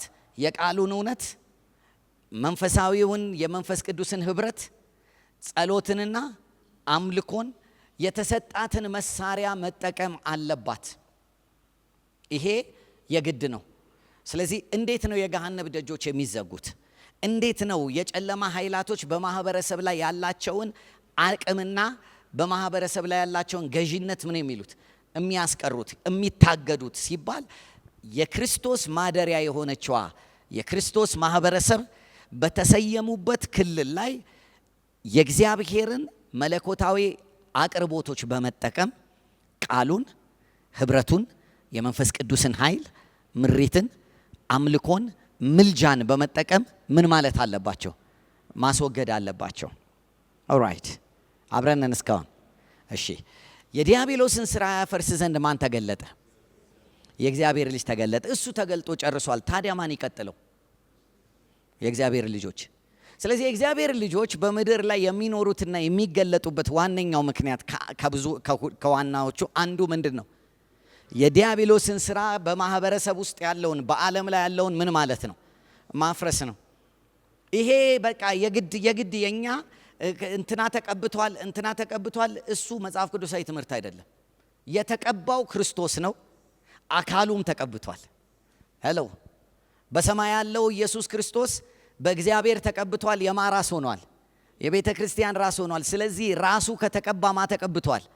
አካሉ ተቀብቷል። አካሉ ከተቀባ የላዩ ቅባትና የታቹ ቅባት አንድ አይነት ነው። ስለዚህ እርሱ የዲያብሎስን ስራ ምን ካለ ካፈረሰ እኛም ማፍረስ እንችላለን። በፍጹም መጽሐፍ ቅዱሳዊ ትምህርት አይደለም። አንድ የተቀባ ሰው እየፈለጉ የዲያብሎስን ስራ አፍርስልኝ ብሎ መጠየቅ ይሄ የሐዋርያት ትምህርት አይደለም። ዘመን ያመጣው ጊዜ ያመጣው የጨለማ ስርዓት ነው። በጣም ትልቅ ይቅርታ። እያንዳንዱ አማኝ በእግዚአብሔር በመንፈስ ቅዱስ ሕልውና በቃሉ እውነት በጸሎትና በምልጃ በአምልኮ ራሱን ከሰራ የዲያብሎስን ስራ ለማፍረስ የሚችልበትን ዲኤንኤ ከእግዚአብሔር ተካፍሏል። ይሄ የእግዚአብሔር ማደሪያ ምሳሌ ዓላማው ነው። ከዛ እንደገና ደግሞ እኔ ህይወት እንዲሆንላችሁ እንዲበዛላችሁ ስለዚህ ምን ብላል መጥቻለሁ። እሱ መጥቶ ያንን ስራ ጨርሷል። አሁን ህይወት የሚሰጠውና የሚያበዛው ማን ነው? እኛ ነን። ሄሎ ኢየሱስን አንጠብቅም። ህይወት በእኛ ውስጥ ገብቷል። ህይወት ወደ ተባለው ማደሪያ ገብተናል። ህይወት ወደ ተባለው ክልል ገብተናል። ህይወት እኛ ውስጥ አለ። እግዚአብሔር ይመስገን። እውነተኛ ውስጥ አለ። እግዚአብሔር ይመስገን። ኢየሱስ መንገድ፣ እውነት፣ ህይወት ሆኖ መጥቷል። ያንን ግን አድርጎ ከጨረሰ በኋላ እኛን እውነትም ህይወትም አድርጎ ሰርቶናል። ሄሎ እንድታስቡ እፈልጋለሁ። ምክንያቱም እግዚአብሔር ካሁን በኋላ የሚንቀሳቀሰው በምድር ላይ እርሱ የለም። ማን ያለው? አካሉ ናት ያለችው። ስለዚህ አካሉ ደግሞ የሱ ማደሪያ ሆና ስታድር ያደረባት ደግሞ አካሉ ህይወቱ አለባት። ህይወቱ ደግሞ የሚሰጥ ነው። ህይወቱ የሚባዛ ነው። ህይወት እንዲሆንላችሁ ምን እንዲሆንል እንዲበዛላችሁ መጣው። ከመጣ በኋላ ግን ለሰው ልጆች ህይወቱን ከሰጠ በኋላ ለሰው ልጆች መለኮታዊ ህይወትን ካካፈላቸው በኋላ ለሰው ልጆች እውነትን ካካፈለ በኋላ እቺ ማደሪያ ስሟ እውነትና ምን ሆኗል? ህይወት ሆኗል። አብራችሁ ናችሁ? አሁን እንድትሰሙልኝ የምፈልገው ነገር ስላለ ነው። ባካችሁ በደንብ ስሙኝ። ስሙን ውሰዱት። ምንና ምንድን ነው? አይደለም ውስጡ ያለውን መንገድ፣ እውነት፣ ህይወት። መንገድ የምን ስፍራ ነው አልኳችሁ? የኃጢአት ስርየት የሚሰጥበት። ስለዚህ ሄደን ለሰው ሁሉ የምንነግረው ምንድን ነው? ወደ አብ መድረሻው ምንድን ነው? መንገዱ ማን ነው? ኢየሱስ ክርስቶስ ነው። ስለ ኃጢአት ምን ብሏል? ዋጋ ከፍሏል። መሞቱንና ከሙታን መነሳቱን ስትቀበል መንገዱ ውስጥ ትገባለህ። ሄሎ ኢቭን መንገዱ አሁን ኢየሱስ ጋር አይደለም። መንገዱ በማጅ ነው።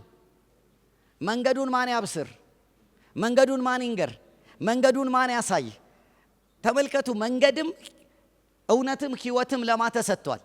ለኛ ተሰጥቶናል። አብራችሁ ናችሁ ወይ? አሁን እኮ ኢየሱስ የት ነው ያለው? ምድር ላይ እኮ የለም ኢየሱስ።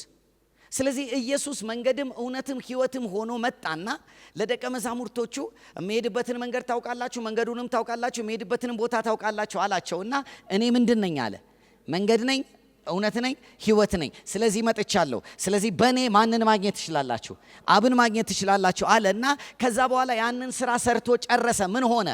መንገድም ሆነ እውነትም ሆነ ሕይወትም ሆነና ከዛ በመንፈስ ቅዱስ በኩል አብ እልካለሁ ያለውን አጽናኝ ምን እልላቸዋለሁ?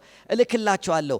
ከዛ በኋላ እኛ የመንገዱም የእውነቱም የሕይወቱም ባላደራዎች እኛ ነን። ሄሎ አብራችሁ ናችሁ? እስቲ ከኔ ጋር እንደዚህ በሉ። እኔ ጋር መንገዱ አለ፣ እውነቱ አለ፣ ሕይወቱ አለ። ሄሎ ማጋ አሁን እግዚአብሔር ጋር አይደለም ያለው። መንገዱም እውነቱም ሕይወቱም ማጋር ነው ያለው? ቤተ ክርስቲያን ጋር ነው ያለው። ስለዚህ ቤተ ክርስቲያን የሕይወት አከፋፋይ ናት። ቤተ ክርስቲያን የእውነት አምድና ምን ያላት መሰረት ያላት የእግዚአብሔር ቤት ናት። ቤተ ክርስቲያን መንገዱን የምታሳይ ናት። ለዚህ ነው ሐዋርያት ሥራ መጽሐፍ ላይ ሄዳችሁ እነ ጳውሎስ ወንጌልን በሰበኩላቸው ጊዜ ስለ መንገዱ አይደለም ይላል። ስለ መንገዱ በነገሯቸው ጊዜ ደግመን እንስማችሁ ብሎ ጠየቋቸው ይላል። ሄሎ ስለምኑ በነገሯቸው ጊዜ? ስለ መንገዱ። መንገድ የሚባለው የመስቀሉ ስብከት ነው፣ የተሰራው ስራ። አብራችሁ ናችሁ? ስለዚህ ማን ነው መንገዱን የሚያሳይ? እኛንን እስቲ በሉኝ። የማደሪያው ዋና ኃላፊነቱ ምንድን ነው? ማሳደርና ማገናኘት። ሄሎ ማሳደርና ምን ማለት? ማገናኘት። ስለዚህ መንገዱ ጋር ማን ያገናኝ? አሁን ኢየሱስ በአካል ወርዶ እኮ ወንጌል አይሰብክም። ማን ያገናኝ? ቤተ ክርስቲያን። ስለዚህ መንገዱ ማጋር ነው? እኛ ጋር ነው ያለው። እውነት ማጋር ነው ያለው? እኛ ጋር ነው ያለው። መንገዱና እውነቱ እኛ ጋር ከሆነ ምኑም እኛ ጋር ነው ያለው። ሕይወትም እኛ ጋር ነው ያለው። ሕይወትን ራሱ ለዓለም እንሰጣለን። እስቲ እኛ በሉ። ሕይወትን አከፋፋዮች ነን። የእግዚአብሔርን ሕይወት አግኝታችኋል? ይሄ ሊገባን ይገባል። አብረን። ስለዚህ እግዚአብሔር በምድር ላይ ማግኘት የፈለገው ነገር ነበር። ምን ማድረግ? ማደሪያ። ማደሪያ ለምን ፈለገ ሲባል መንገዱን፣ እውነቱን፣ ሕይወቱን ለዓለም ሁሉ ምን እንዲሉ እንዲያደርሱለት፣ እንዲያሳዩ፣ የዲያብሎስን ስራ ምን እንዲሉ እንዲያፈርሱ። በተለይ ወደዚህ መግባት ያለብን ይመስለኛል። ኢየሱስ የዲያብሎስን ስራ አፍርሶ ዋናውን ነገር ሰርቶ ሄዷል። የቀረውን ማን ያፍርስ? የቀረውን ማይጨርስ? ሄሎ ማይጨርስ? ናና አስወጣ የሚባል ትምህርት መጽሐፍ ቅዱስ አይደለም። ናና ሸኛቸው አይባልም። እግዚአብሔር እንዲህ ነው የሚለው፣ እናንተን የተውኩት ምን እንድትሉ ነው? አሎ እንድታስወጡ ነው። ስለዚህ ማህበረሰብ ላይ ያለውን የትኛውንም ጫና ማን ያስወግድ? እግዚአብሔር አይደለም። ማናት የምታስወግደው? ቤተ ክርስቲያን። ግን የትኛዋ ቤተ ክርስቲያን? ማደሪያ የሆነችው የተሰራችው በመንፈስ አብራ የምትሰራዋ ቤተ ክርስቲያን እንዴት ያለ ትልቅ አደራ እንደሆነ እንግዲህ ተመልከቱ። አሁን ምን ብዬ አስባለሁ? ምናልባት በዚህ ከተማ ላይ ወይም እግዚአብሔር ለኛ በሰጠን ተልኮና አጀንዳ ላይ የእወጃ ሲዝን ላይ ልንሆን እንችላለን። እውነቱን ማስመለስ፣ ትምህርቱን ማስመለስ፣ ለምን መኖር እንዳለብን እውቀቱን ማስመለስ። ምክንያቱም መጥምቁ ዮሐንስ የተላከ ጊዜ ካስታወሳችሁ የእግዚአብሔር ቃል ሲናገር እንደዚህ ይላል፣ አንተም አለው የልዑል አምላክ መንገድ ምን ትሆናለህ? ጠራጊ። ምን ትሆናለህ ያለው? ጠራጊ፣ መንገድ ጠራጊ ትሆናለህ አለና ለሕዝቡም የኃጢአት ስርየት ምን የመዳንን እውቀት፣ የኃጢአት ስርየት የሆነውን የመዳንን እውቀት ምን ትላለህ? ትገልጣለህ። አሁን ተመልከቱ፣ የመጥምቁ ዮሐንስ ማንነት ሲጠየቅ አንተ ማነህ ባሉት ጊዜ እኔ ምንድን ነኝ አለ። በነቢዩ ኢሳይያስ መጽሐፍ ተጽፎ እንደተነገረ በምድረ በዳ ምን በል ጩህ ጩህ ጩህ ጩህ ጩህ። ግን ምንድነው የምንጮኸው ሲባል ባዶ ጩኸት አይደለም የምንጮኸው፣ የኃጢአት ስርየት እውቀት የሆነውን መዳን እውቀት ነው እየገለጠን ያለ ነው። ለዚህች ቤተ ክርስቲያን እግዚአብሔር የሰጠው ግሬስ ለሀገር ለትውልድ የሚሆን እውቀትን መልቀቅ ነው። ምክንያቱም መጥምቁ ዮሐንስ ይህንን እውቀት ካልሰጠ ማመምጣት አይችልም። ኢየሱስ መምጣት አይችልም። ወደፊት ለሚመጣው ጉብኝት የእግዚአብሔር መንግስት መገለጥ የግድ ቀድሞ ምን መለቀቅ አለበት? እውቀት መለቀቅ አለበት። ምናልባት በውስጣችን ይህ ጩኸት ሊሆን ይችላል። መቼ ነው? ሁል ጊዜ የሚነገር ነገር አለ፣ አንዳንድ ነገር አለ። ይሄ ነገር እንዴት ነው የሚሆነው ሲባል መንገዱ ተጠርጎ ካላለቀ፣ ሰረጓጉጡ ካልተስተካከለ፣ ጠማማው ካልቀና፣ ተራራው ዝቅ ካላለ፣ ሸለቆ ካልሞላ የእግዚአብሔር ክብር አይገለጥም። ምናልባትም እግዚአብሔር ክብሩን ለመግለጥ መንግስቱን በኃይል ለማምጣት የግድ መጀመሪያ መስተካከል ያለበት ነገር አለ። እንዲህ አይነት ትምህርት ስንማር፣ እንዲህ አይነት ነገር በሚዲያ ለሀገሬ ህዝብ ስንለቅ እያደረገን ያለነው ጠማማው እንዲቃና፣ ሰረጓጉጡ ዝቅ እንዲል፣ ኮረብታው እንዲስተካከል፣ ተራራው ዝቅ እንዲል፣ ሸለቆ ምን እንዲል እያደረግን እንዲሞላ። ለምን ሲባል ዓላማው አንድ የሆነ አገልግሎትን ማሳወቅ ወይ መልእክተኛ ሆኖ ጥሩ አስተማሪ መሆን ሳይሆን የክብር ጌታ እንዲመጣ፣ መንግስቱ እንድትመጣ። የእግዚአብሔር መንግስት ቀርባለችና ንስሐ ግቡ እያለ የኃጢአትን ስርየት የመዳንን እውቀት ዮሐንስ ሲናገር ገና የእግዚአብሔር መንግስት ምን አላለም? አልመጣም። ግን ምን ሊመጣ ነው? የእግዚአብሔር መንግስት። በእርግጠኝነት ነው የምነግራችሁ፣ ማደሪያ ማን እንደሆነ ምን እንደሆነን ማወቃችን የሚመጣው የመንግስቱ መገለጥ በሙላት በመጣ ጊዜ ለምን መኖር እንዳለብን የሚያውቅ ትውልድ እግዚአብሔር ይኖረዋል። ስለዚህ እኔ እንደ ቀላል አላየውም። እዚህ ቤት ውስጥ ያላችሁት ሰዎች በቁጥር የማትሞሉ ወይም ደግሞ በእይታ የማትታወቁ ልትሆኑ ትችላላችሁ። ግን በእናንተ ምክንያት ደግሞ ሚዲያም ላይ የሚሰማ ህዝብ አለ። ኢትዮጵያ ላይ እግዚአብሔር መንግስቱን አሸር የሚያደርግ ትውልድ ያስነሳል። መንግስቱን ወደ መገለጥ ወደ መታየት የሚያመጣ በእያንዳንዱ የማህበረሰብ ክፍል ላይ የእግዚአብሔር መንግስት እንድትገዛ የሚያደርግ ማደሪያ የሆነ በሁሉ ቦታ ላይ እግዚአብሔርን የሚገልጥ ትውልድ እግዚአብሔር ያስነሳል። አሜን። ስለዚህ ነው የምንነጋገርባቸውን ነገሮች በጣም አተኩረን እንድንሰማ የምፈልገው። በእግዚአብሔር አጀንዳ ውስጥ ያለን ሰዎች ነን ብለን ካመንን ይሄ አጀንዳ የሚፈጸምብን በመንፈስ አብረን ምን ስንሆን ነው? ስንሰራ። ምን ለመሆን? ቤት ለመሆን ስንሰራ ነው። ምክንያቱም እግዚአብሔር ለዚህ ስለመረጠን። ምዕራፍ 13 ቁጥር 1 ምን ብሎ ነው የሚጀምረው? ኢየሱስም ከፋሲካ በዓል በፊት ከዚህ ዓለም ወደ አብ ምን የሚልበት የሚሄድበት ሰዓት እንደደረሰ አውቆ። ተመልከቱ። ስለዚህ ነገሩ ሁሉ የተጀመረው የቱ ጋር ነው? ሰዓቱ እንደደረሰ አውቆ ወዴት የሚሄድበት? ወደ አብ የሚሄድበት። ስለዚህ ኢየሱስ ክርስቶስ አሁን ፋይናል የሆነ አወርስ ላይ ነው ያለው።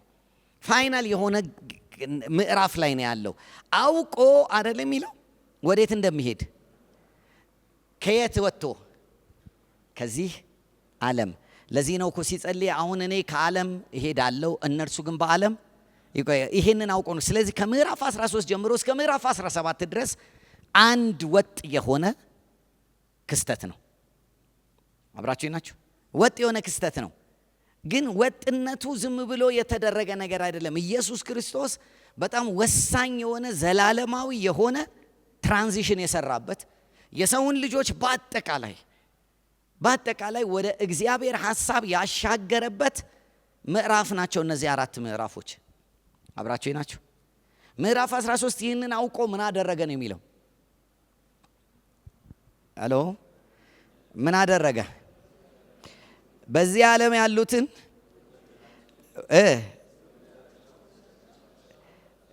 አይታችኋል። የመጀመሪያ ያደረገው ነገር በዚህ ዓለም ያሉትን ምኖቹን ወገኖቹን የወደዳቸውን እስከ መጨረሻ ወደዳቸው። እኔ አሁን ዮሐንስ በምን አውቆ ነው ይሄን የጻፈው? በምን አውቆ ነው የጻፈው? እስቲ እነ ዮሐንስ ጋር ሄዱና 12ቱ ምን ውስጥ ናቸው? አንድ ክፍል ናቸው። ሌላ ቦታ እኮ ይሄንን ነገር ራት የሚያዘጋጅበትን ቦታ አይደለ እንዴ? እዛ ቦታ ናቸው። እና ወደዳቸው ሲል ዮሐንስ ምን አይነት ኮንቪክሽን ኖሮ በምን እርግጠኝነት ነው? እስከ መጨረሻ ድረስ ምን አላቸው? ወደዳቸው። እና የሆነ ነገር ሆኗል ማለት ነው። ዮሐንስን እንዲህ ያደረገው በዚህ ዓለም የሆኑትን ወገኖቹን የወደዳቸውን እስከ መጨረሻ ምን አላቸው? ወደዳቸው። የሆነ ነገር ተፈጽሟል ማለት ነው። ዮሐንስን እንዲያሳመነው። ኦኬ፣ ምንድን ነው የተፈጸመው? እዩት። ራትም ሲበሉ ዲያብሎስ በስምዖን ልጅ በአስቆሮቱ በይሁዳ ልብ ሐሳብ እንዲሰጠው አሳልፎ እንዲሰጠው ሐሳብ ካገባ በኋላ ኢየሱስ አብ ሁሉን በእጁ እንደሰጠው ከእግዚአብሔርም እንደመጣ ወደ እግዚአብሔርም እንዲሄድ አውቆ ከእራት ተነሳ። ልብሱንም ማበሻም ጨርቅ ወስዶ በኋላም በመታጠቢያው ውሃ ጨመረ። የደቀ መዛሙርትንም እግር ሊያጥብ በታጠቀበት ማበሻ ጨርቅ ሊያብስ። አሁን ተመልከቱ፣ ኢየሱስ ክርስቶስ አብ እንደላከው ከአብ እንደወጣ ወደ አብም ተመልሶ እንደሚሄድ አውቆ አይደለም የሚለው። ከዛ በኋላ ምን ሊያደርግ ጀመረ? ሊያጥብ ጀመረ። የአደባባይ ስራ እኮ ነው። እግር የሚታጠበው የት ነው? ቅድም አሁን አደባባይ ውስጥ ናቸው አላቸው። ራት እየበሉ ነው። ምን ብሎ ሰጣቸው? ይህ ለእናንተ የሚፈሰው ደሜ ነው፣ የሚቆረሰው የናሱ መሰዊያ ነው። ምዕራፍ 13 አደባባይ ነው። ምዕራፍ 13 በዘላለሙ የእግዚአብሔር እቅድ የማደሪያው ድንኳን ምሳሌ ውስጥ የአደባባይ ፍጻሜ ነው። እግር የሚታጠበው የት ነው? በሙሴ ሕግ አደባባይ። ደምና ስጋ የሚፈሰው የቱ ጋር ነው? አደባባይ። ስለዚህ ኢየሱስ ደምና ስጋዬን እንኩ ለእናንተ አይደል ያለው። ከዛ እንደገና ደግሞ ተነስቶ ምናቸውን አጠበ? እግራቸውን አጠበ። ከዛ ጴጥሮስ እንዲህ አለው፣ እኔ አልታጠብም ሲለው እንዲህ አለው፣ እኔ ካላጠብኩህ እድል ፈንታ የለህም ማለት እኮ ወደ ቅድስት አትገባም ነው። ወደ አዲሱ ኪዳን አሸራ አታደርግም። ሄሎ። ስለዚህ መታጠብ አለብህ አለው። ከዛ በሉ እንደውም ሁለንተና ይነጠብ ሲል ኖ በስርዓቱ ምናቸውን ነው የሚታጠቡት? እግራቸውን ነው። እግሩን የታጠበ ሁሉን መንገዱን ያጸዳ ማለት እኮ ነው። ወደ መንገድ የገባ ማለት ነው። ሄሎ። ስለዚህ ምዕራፍ 13 የምን ምሳሌ ፍጻሜ ነው? የአደባባይ ፍጻሜ ነው። ሄዳችሁ ከዛ ጋር ታዩታላችሁ። ምዕራፍ 14 ላይ ስትገቡ ወደ ምን ሊያስገባቸው ነው? ሄሎ። ወደ ቅድስት መንገድ ነኝ እውነትም ነኝ ሕይወትም ነኝ አለና ምዕራፍ 14 ላይ ሄዳችሁ ስትመለከቱ አንድ ነገር ነው ሀፕን ያደረገው። ሙሉ ምዕራፍ ስታዩ አጽናኝ የሆነው መንፈስ ቅዱስ ምን ይሆንላቸዋል? ይሰጣቸዋል። ቅድስት ውስጥ ያለው ምንድን ነው አልኳቸው? 7ቱ የወርቅ መቅረዞች የመንፈስ ቅዱስ ምሳሌ። ስለዚህ ምዕራፍ 14 የምን ምሳሌ የምን ፍጻሜ ነው? የቅድስት ፍጻሜ ነው። የኢነር ኮርት በዚያ ስፍራ አለ፣ በዚያ ቦታ አለ፣ በዚያ ተቀባይነት አለ፣ በዚያ ሞገስ አለ፣ በዚያ ብርሃን አለ፣ በዚያ እውነት አለ፣ የህይወት እንጀራ አለ። አግኝታችሁኛል አይደል? አብረን ከኔ ጋር ናችሁ? ኦኬ። ሙሉ እንዳለ መሄድ ስለማልችል ነው እያንዳንዱ ቁጥር በቁጥር ባስተምራችሁ ደስ ይለኛል። ወላጅ እንደሌላቸው ልጆች የምተዋቸው አይደለም፣ አባት ፋሚሊ ልሰጣችሁ ነው አለ። ስለዚህ ወዴት ሊገቡ ነው ማለት ነው? አብ ወዳለበት ወደ ህብረቱ። ስለዚህ ምዕራፍ 14 የምን ምሳሌ ነው? የቅድስትና የቅድስተ ቅዱሳን ግን በአዲስ ኪዳን ምንድነው ስሙ? አንድ ላይ ቅድስት። ስለዚህ ምዕራፍ 13 የምን ፍጻሜ ነው? የአደባባይ። ምዕራፍ 14 በመንፈስ ቅዱስ ታተሙ። አብ የምትለምኑትን ሁሉ የሚያደርግ በጸሎታችሁ ይሰማል አለ። አንብቡት። ስለዚህ የወርቅ ዕጣኑ አለ እዛ ጋር። ከኔ ጋር ናችሁ? ወደ እውነት ሁሉ የሚመራ መንፈስ ቅዱስ አብሯችሁ አለ። እውነት አለ። ሁሉን ያስተምራችኋል የተባለው መንፈስ ቅዱስ እዛ ጋር አለ። አብረነን ኦኬ። ይሄን ካለ በኋላ ምዕራፍ 15 ጋር ስትሄዱ ምንድነው ያለው? እውነተኛ የወይን ግንድ እኔ ነኝ አለ። እናንተስ አይታችኋል? እናንተ ምንድን ናቸው? ቅርንጫፎች። እውነተኛ የወይን ግንድ እኔ ነኝ። ገበሬው ምን ነው? አባቴ ነው። ፍሬ የማያፈራውን በእኔ ያለውን ቅርንጫፍ ሁሉ ያስወግደዋል። እሺ፣ ከዛስ? እሺ፣ አብዝቶ ምን ይላል? እንዲያፈራ ያጠራዋል። አሁን ተመልከቱ፣ ለስንቱ ነው እየተናገረ ያለው? ለ12ቱ። ፍሬ የማያፈራ በእኔ ያለው ድኖ ጌታን የሚክደውን አይደለም፣ ይሁዳን ነው። ሄሎ፣ ይሁዳን ነው። ምክንያቱም መጽሐፍ ቅዱስ ሲነግረን ይሁዳ ላይ ሰይጣን ምን ካስገባ በኋላ ሐሳብ ካስገባ በኋላ ኢየሱስ ክርስቶስ ይሄን ንግግር የተናገረው የቱ ጋር እንደሆነ በደንብ ልብ በሉ። ምዕራፍ 14 መጨረሻውን አንብቡልኝ፣ ቁጥር 30 እና 31። ቁጥር 30 ምን ይላል? ከእንግዲህ ወዲህ ከእናንተ ጋር የዚህ ዓለም ገዢ በእኔም ላይ አንዳች የዚህ ዓለም ገዢ በእኔ ላይ አንዳች የለውም። ግን ምን እያለ ነው? አሁን እየመጣ ነው። ስለዚህ ብዙ ንግግር አንቀጥልም። አሁን ምን ሊሉኝ ነው ማለት ነው? ሊይዙኝ ነው። ማን አመጣቸው? ይሁዳ። ስለዚህ ኢየሱስ ምን አለ? እኔ የወይን ግንድ ነኝ አይደለ? አባቴ ምንድን ነው? ገበሬው ነው። ከዛ በእኔ ምን የማይለውን ፍሬ የማያፈራውን በእኔ ያለውን ምን ቅርንጫፍ ምን እለዋለሁ? አስወግደዋለሁ። ኦልሬዲ ማን ነው እሱ? ይሁዳ ነው። ስለዚህ አሁን ስለመካድ ጌታን ስለመተው ከተወለዱ በኋላ መሞት ይቻላል፣ አለመሞት ይቻላል፣ መጥፋት ይቻላል፣ አይቻልም የሚል ትምህርት ከዚህ ማውጣት አንችልም። ይሄ ዲስኮርስ አንድ ወጥ ዲስኮርስ ነው። ምዕራፍ 13፣ 14፣ 15፣ 16፣ 17 አንድ ወጥ ነገር ነው። ስለዚህ ይሄንን ያያያዘው የዚህ ዓለም ገዢ ምን ይላል? ይመጣል፣ በእኔ ላይ አንዳች የለውም። ነገር ግን የዚህ ዓለም ገዢ ወደ እኔ ሲመጣ እየመራ ሐሳብ ያስገባበት አግኝታችሁኛል። እንደውም ሌላ ቦታ ምን ይላል መሰላችሁ? ምዕራፍ 13 ላይ ምግቡንም እንደጎረሰ ሰይጣን ገባበት ይላል። ስለዚህ እየመጣ ያለው ማን ነው? ስለዚህ የዚህ ዓለም ገዢ እያለ ያለው ሰይጣን በማውስጡ ነው፣ በይሁዳው። ስለዚህ አባቴ ምን ይለዋል? ያስወግደዋል። ሄሎ አብራችሁ ናችሁ? ስለዚህ ይሄንን ነገር አለና ወደ እነሱ ተመለሰ። ከዛ ተመልከቱ፣ ወደ እነሱ ግን ሲመለስ እናንተ ስለነገርኳችሁ ቃል አሁን ምንድን ናችኋል? ንጹሃን ናችሁ። አብራችሁ እናንተን አይመለከትም አለ። ስለመቆረጥ አይመለከተኝም ብሉ። አይመለከተንም፣ የዳነውን ሰዎች አይመለከተንም። ሄሎ መቆረጥ አለ ምን አለ የሚባለው ነገር ኖ ሲጀመር በደንብ ስሙኝ። ቅርንጫፍ በራሱ ስልጣን ግንድ ላይ አይተከልም። ግንድን የሚያበቅለው ግንዱ ችግር ካለበት ቅርንጫፉ ችግር ይኖርበታል። ግንዱ ግን ህይወት ካለው ቅርንጫፉም ህይወት ይኖረዋል። ሄሎ ስለዚህ ህግ አናዛባ፣ የተፈጥሮ ህግ አለ። ማንም ቅርንጫፍ መጥቶ ዝም ብሎ መተከል አይችልም። የግንዱ ውጤት ነው። ግንዱ ሰላም ከሆነ ቅርንጫፉም ሰላም ነው።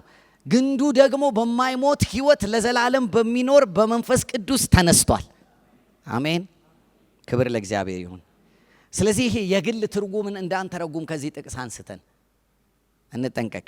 ግን አንድ ነገር አለ አሁን። ስለዚህ እናንተ ንጹዋት ናችሁ አለና እንዲህ አለ፣ በእኔ ኑሮ እኔም በእናንተ ቅርንጫፍም በወይኑ ግንድ ባይኖር ከራሱ ፍሬ ሊያፈራ እንዳይቻለው እንዲሁ እናንተ ደግሞ በእኔ ምን በሉ ባትኖሩ ፍሬ ማፍራት አትችሉም። ስለዚህ ከኔ ጋር ያላችሁ ሪሌሽንሺፕ ፐርፌክት ይሁን። ምን ለማምጣት?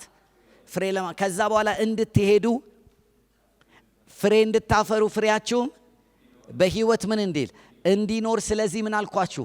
ሾምኋችሁ። አይደለም? የሾማቸው በማ ላይ ነው? በአሕዛብ ላይ፣ በሀገራት ላይ፣ በነገድ፣ በቋንቋ፣ በወገኖች ላይ ምን እንዲሉ? ፍሬ እንዲያፈሩ። ስለዚህ አሕዛብን፣ ነገዶችን፣ ቋንቋዎችን ሁሉ በወንጌል ምን እንድንል እንዲደርሱ። አሁን ላሳያችሁ። እኔ የወይን ግንድ ነኝ ሲል ኢየሱስ ክርስቶስ ይሄንን ትምህርት ከዚህ በፊት አስተምሬያለሁ። የትኛውን የመጽሐፍ ትምህርት እያስታወሰ ነው? ኢሳይያስ መጽሐፍ ምዕራፍ 5 ላይ ኢሳይያስ መጽሐፍ ምዕራፍ 5 ላይ ስለ እስራኤል ሲናገር እንዲህ ይላል፣ እስራኤል የወይን ቦታ ነው፣ አትክልት ነው፣ ተጠነቀቅኩለት፣ በዙሪያው ከለልኩት አይደለም የሚለው። ስለዚህ የወይን አትክልት የሚያሳየው ምንድን ነው? የኪዳን ኔሽንን ነው። አግኝታችሁኛል? ስለዚህ በሙሴ ሕግ በአብርሃም ምርጫ የኪዳን ኔሽን ማ ነበር? እስራኤል ነበረ። አሁን ግን እግዚአብሔር ሌላ አዲስ ኔሽን አመጣ፣ ክርስቶስ የተባለ። ይሄ ኔሽን ደግሞ ከነገድ፣ ከቋንቋ፣ ከወገን፣ ከህዝቦች ያሉትን ሁሉ ስለሚያካትት ለሁሉም ኔሽን ከቨናንት ሆኖ ተሰጠ። ለሁሉም ኔሽን ኪዳን ከእግዚአብሔር ሆኖ ተሰጠ ኢየሱስ። አሜን። ስለዚህ አሁን ኢየሱስ እንዲህ እያለ ነው፣ እኔ አሁን የወይን ምንድን ነኝ? ግንድ ነኝ ሲል ለሰሚዎቹ የሚገባቸው ነገር አለ። ምን ማለት ነው? ድሮ የወይኑ ግንድ ማን ነው? እስራኤል ነበር። አሁን ግን ምን መጣ? አዲስ ህዝብ መጣ። ድሮ ኪዳኑ ከእስራኤል ጋር ነበር። አሁን ግን ከእስራኤል አለፈና ከህዝብ ሁሉ ጋር ሆነ። እስራኤል ተጥሎ አይደለም፣ ስሙኝ፣ ከሁሉ ህዝብ ጋር ሆነ። ኪዳን ሆኖ ማ ተሰጠ? ኢየሱስ ተሰጠ። ስለዚህ ወደ ህዝብ ሁሉ እንድትሄዱ ምን እንድትሉ? ፍሬ እንድታፈሩ። the new nation ሄሎ፣ አዲስ ህዝብ ኔሽን። እናንተ ግን አይደለም የሚለው ከጨለማ ወደ ብርሃን የጠራችሁን የእርሱን በጎነት ምን እንድትሉ? ምን የሆናችሁ? የተመረጠ ህዝብ፣ ኒው ኔሽን፣ የወይኑ ግንድ ላይ የተጣበቀ ኒው ኔሽን። ኦኬ ላምጣላችሁ። ምዕራፍ 13 ምንድን ነው አለን? የምን ፍጻሜ ነው? የአደባባይ ፍጻሜ ነው። ምዕራፍ 14 እና ምዕራፍ 14 ቅድስተ ቅዱሳንና ቅድስት አንድ ላይ አይደል? ምዕራፍ 15 ደግሞ በዙሪያው ምንድን ነው ያለው? ማደሪያው ህዝብ። ስለዚህ ምዕራፍ 15 እንዲህ ያለ ካሁን በኋላ ወደ ህዝብ ሁሉ ልካቸዋለሁ። ሄሎ፣ ምዕራፍ 15 የምን ፍጻሜ ነው ማለት ነው? በምድር ላይ ሁሉ ያለውን ሕዝብ የመድረስ ተልእኮ። ሄሎ። ለዚህ ነው ምዕራፍ 15 ቁጥር 26 ጋር ስትሄዱ እንደሚል ቃል ታገኛላችሁ። ዳሩ ግን እኔ ከአብ ዘንድ የምልክላቸው አጽናኝ እርሱም ከአብ የሚወጣ የእውነት መንፈስ በመጣ ጊዜ እርሱ ስለ እኔ እናንተም ደግሞ ከመጀመሪያ ከእኔ ጋር ኖራችኋልና ምን ትላላችሁ? ትመሰክራላችሁ። እንድትሄዱ ምን እንድትሉ? ፍሬ እንድታፈሩ፣ ፍሬያችሁም በሕይወት እንዲኖር ምን አልኳችሁ? በማ ላይ? በአሕዛብ ሁሉ ላይ። ክብር ለእግዚአብሔር ይሁን። ስለዚህ ማደሪያ የተደረገችው ቤተ ክርስቲያን በአሕዛብ ሁሉ ላይ የተሾመች ፍሬ እንድታፈራ የተቀባች የእግዚአብሔር ማደሪያ የእግዚአብሔር ሕዝብ ማህበረሰብ ናት ማለት ነው። ኦኬ። ምዕራፍ 16ንም ጨምራችሁ ሄዳችሁ ብታነቡት እንደዚህ የሚል ቃል ታገኛላችሁ። ቁጥር 5 ላይ ከእናንተ ጋር ስለነበርኩ በመጀመሪያ ይህን አልነገርኳችሁም፣ አሁን ግን ወደ ላከኝ እሄዳለሁ፣ ከእናንተም ወዴት ትሄዳለህ ብሎ የሚጠይቀኝ የለም። ነገር ግን ይህን ስለተናገርኩ ሐዘን በልባችሁ ሞልቷል። እኔ ግን እውነት እነግራችኋለሁ፣ እኔ እንድሄድ ከዛስ በኋላ እኔ ባልሄድ አጽናኝ ወደ እናንተ አይመጣምና እኔ ብሄድ ግን እርሱም መጥቶ ስለ ኃጢአት፣ ስለ ጽድቅ፣ ስለ ፍርድም ዓለምን ይወቅሳል። ስለ ኃጢአት በእኔ ስለማያምኑ ነው፣ እኛን አይመለከተንም። እርሱ ወደ እናንተ ይመጣል በእናንተ ሆኖ ዓለምን ስለምን? ስለ ኃጢአት ምን ስላላሉ? በኢየሱስ ስላላመኑ። ስለምን? ስለ ጽድቅ ምን ስለሆነ? ወደ አብ ስለሄደ። ስለምን? ስለ ፍርድ ማ ስለተፈረደበት ዲያብሎስ። ግን ይህን ማን ነው የሚሰራው? መንፈስ ቅዱስ በኤክሌሲያ። ሄሎ። መንፈስ ቅዱስ በማ? በኤክሌሲያ። ስለዚህ ምዕራፍ 15 እና ምዕራፍ 16 የምኑ ፍጻሜ ነው ማለት ነው? ተልእኮ። ከዛ በኋላ ምዕራፍ 15ን ሄዳችሁ ስትመለከቱ ኢየሱስ አንዳንድ ነገሮች እየተናገራቸው ይቆይና የሚላቸው ነገር አለ። በዓለም ሳላችሁ ምን አላችሁ? ተልእኮውን ስትፈጽሙ ምን አለ? መከራ አለ። በዓለም ሳላችሁ ለተልእኮ መኖር ስትጀምሩ፣ ብርሃን መሆን ስትጀምሩ፣ የዓለምን መድኃኒት መናገር ስትጀምሩ ትሰደዳላችሁ። ስለ ስሜ ምን ትሆናላችሁ? ትሰደዳላችሁ። ይሄ ያጋጥማችኋል። ግን እኔ ከእናንተ ጋር ነኝና ዓለምን ስላሸነፍኩ እናንተ ምን ትላላችሁ? ታሸንፋላችሁ እያለ ነገራቸው በተልእኮ የሚያጋጥመውን። ከዛ ምዕራፍ 17 ላይ ስንሄድ ይሄንን ንግግር ኢየሱስ ክርስቶስ ያስረውና ይዘጋዋል። በምንድን ነው የሚያስረው? በአንድ ነገር ያስረዋል አይደል? አይታችኋል። ምዕራፍ 17 ላይ አንድ ነገር ይላል። ይህንን ሁሉ ተናግሮ ኢየሱስ ወደ ሰማይ ምን አለ? አይኖቹን አነሳና እንዲህ አለ፣ አባት ሆይ ሰዓቱ ደርሷል። ልጅህ ያከብር ዘንድ በሥጋ ሁሉ ላይ ስልጣን እንደሰጠኸው ለሰጠኸውም ሁሉ የዘላለምን ሕይወት እንዲሰጣቸው ልጅህን ምን በል? አክብረው። ስለዚህ ሕይወትን አይደለ? ሕይወትን። ከዛ በኋላ እንዲህ የሚል ቃል አለ። እውነተኛ አምላክ ሆይ ብቻ የሆን ካንተን የላከውን ኢየሱስ ክርስቶስን ያውቁ ዘንድ ይህች የዘላለም ሕይወት ናት ካለ በኋላ እኔ ላደርገው የሰጠኸኝን ስራ ፈጽሜ በምድር ላይ ምን አልኩህ? አከበርኩህ። እንግዲህ ቀድሞ በነበረኝ ክብሬ ምን በለኝ? አስበኝ አለና ከዛ በኋላ ጸሎት፣ ምልጃ ማለደ። ምን ብሎ ነው የማለደው? እኔ አሁን ከዓለም ወጣለሁ፣ እነርሱ ግን የት ናቸው? በዓለም ናቸው። ስለዚህ አንተ ለእኔ የሰጠኸኝን እኔም በስምህ የጠበቅኳቸውን ከጥፋት ልጅ በቀር አንድም አላጠፋውምና ስለ እነሱ ጸልያለሁ። በዓለም ሳሉ ከማጠብቃቸው ከዓለም ጠብቃቸው፣ ከክፉ ጠብቃቸው። ምክንያቱም ተልእኮው ከክፉ ጋር መጋፈጥ ስላለው። ይህንን ብሎ ጸለየና መጨረሻ ምን እንደምንሆን ነግሮን ዘጋው። አባት ሆይ አለ፣ ስለ እነዚህ አሁን ስለምለምንህ አንድ ነገር እጠይቅሃለሁ። ቁጥር 24 ላይ ዓለም ሳይፈጠር ገና ስለወደድከኝ የሰጠኸኝን ክብር እንዲያዩ እኔ ባለሁበት እነርሱ ደግሞ ከእኔ ጋር የሆኑ ዘንድ እወዳለሁ። የመጨረሻ ጸሎቱ እንዲህ አለ። ይሄ ሁሉ ከሆነ በኋላ አለ፣ ማደሪያው ከተሰራ በኋላ፣ ለኔሽን ወንጌል ከተነገረ በኋላ፣ በምድር ዙሪያ ሁሉ የእግዚአብሔር እውቀት ከመጣ በኋላ አንድ ነገር ደግሞ ይሆናል አለ። እኔ ከአንተ ጋር እንዳለሁ አንተም ከኔ ጋር እንዳለህ፣ እኔም ደግሞ በአንተ አንተም በእኔ እንደምትኖር እነርሱም በእኛ እንዲሆኑ፣ እኔ ባለሁበት ደግሞ እነሱም እንዲሆኑ ምን እላለሁ? እወዳለሁ። ሄሎ። መዝጊያው ኢየሱስ ክርስቶስ ይሄ ጸሎት ነው።